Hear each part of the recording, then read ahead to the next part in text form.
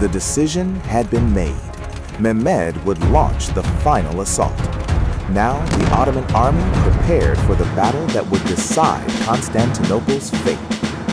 As night fell, the Ottoman camp grew strangely quiet. Across the walls, Constantinople waited for the attack everyone knew was coming. Across the walls, the defenders made their final preparations. They knew the attack was coming, and there would be no second chance. Before dawn, the silence finally broke. The first Ottoman troops surged toward the walls, beginning the assault that would change history. The first wave crashed against the walls, but the defenders were ready. Stand firm! Ottoman troops were driven back, and the walls! walls still held.